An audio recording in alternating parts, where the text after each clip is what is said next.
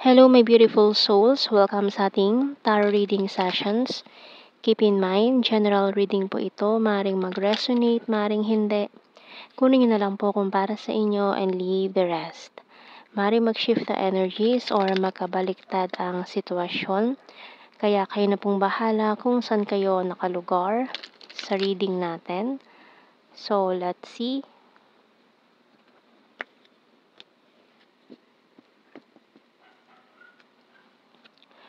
Wow, the Page of Wands and the Six of Cups.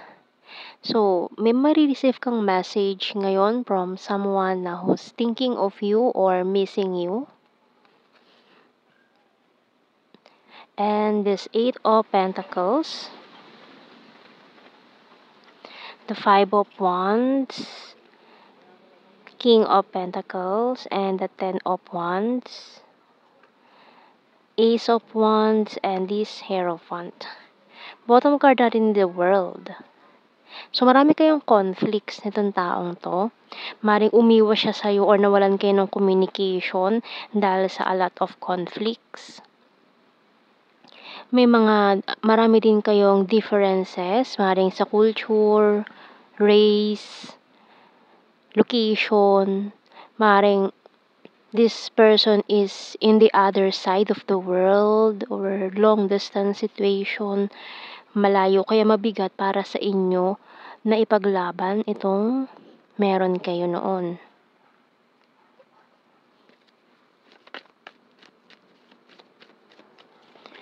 So, may mga ngamusta, pero hindi naman para mangutang, no?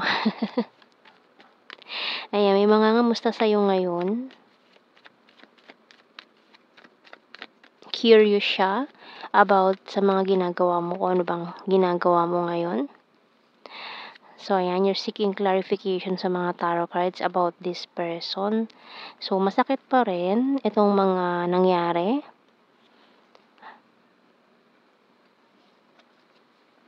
Ayan, so paragi nyo napapanaginipan ng isa't isa. And especially at night, this person is thinking about you, thinking about kung anong nangyari, kung nakipag-collaborate siya sa'yo, kung tinry niya. And itong conversation na to, maaaring mangyari din siya ng gabi or tumawag siya ng gabi. Especially full moon, ayan. Kasi full moon ngayon, January 26 sa atin sa Pilipinas. So, lumabas tong moon cycles. Maaaring ngayon siya, mismo ngayong araw na to, pinapanood mo to, bigla siyang tumawag kung makipag-communicate sa'yo. By Archangel Haniel, notice how the moon affects your energy and manifestations and capitalize upon these cycles. So, maaari kasing hinahatak siya ng wolf moon. Ayan, parang hinahatak siya ng kabilugan ng buwan para makipag-communicate sa'yo. Unang full moon ng 2024.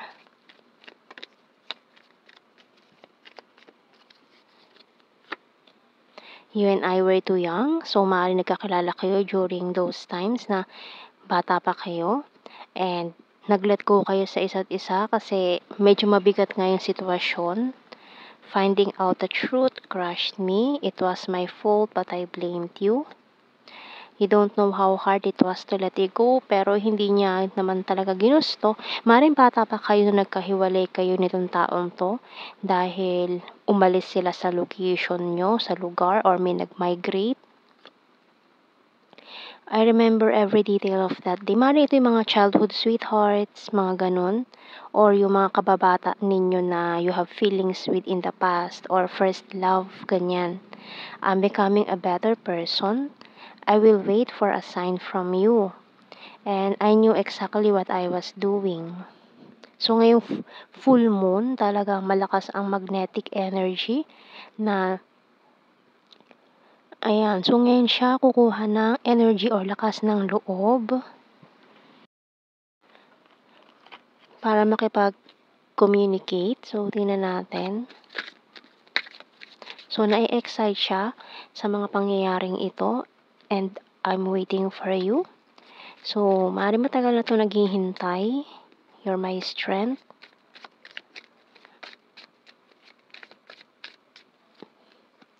I want commitment, willing to take the risk.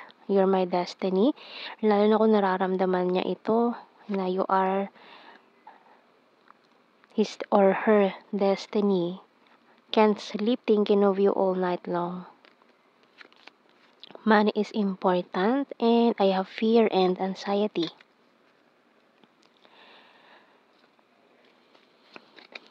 So, kuha tayo ng initials. W, E, V, U. Uwi. Ayan, uuwi. May uuwi.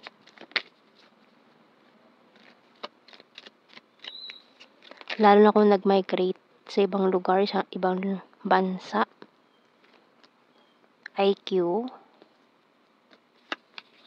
R, L, P,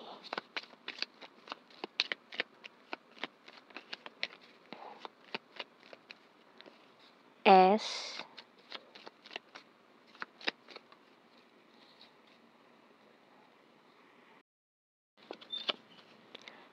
letter B, buy and sell. Ayan. And bottom card natin, letter A. So, kuha tayo ng blue card. Wow. It's about union of hearts. Courage and soulmate. Wow. So, maaaring soulmates talaga kayo nitong taong to na pinaglayo lang kayo dahil sa sitwasyon, to grow apart, mga ganong bagay. So, tingnan natin. Siguro kasi dahil ngayon na kumikita na siya ng pera, sarili niyang pera. So, ngayon parang gagawin na niya kung ano yung gusto niyang gawin. Kasi dati, umaasa pa lang siya sa parents niya. Kasi parang bata pa lang kayo nung nagkahiwalay kayo. November, October, Divine Masculine, Crazy for You, Taurus, Aquarius, Selfie-holic, Beach, Very Lucky, number 4, Dimple, 6, Athletic, and Soon. Divine Feminine, number 1, Nature Lover, Sword is air sign, Gemini, Libra, Aquarius, Future Lover, Perfect Smile, Flower, Sweet, Province, Vulnerable, February, Hilarious, Long Distance, Once is Fire Sign, Aries, Leo, Sagittarius, Eye Contact. Yan o, ang lakas din ng Twin Flame. Number 5, Flower Farm, Attractive, South PH, April, Sagittarius, Popular, number 8, Present Lover, Chaser, Air Sign, Gemini, Libra, Aquarius. So, last card na natin to dalawa. September and December. So, yan ang ating reading. Thank you for watching. Take care and God bless. See you in our next reading, guys. Bye-bye.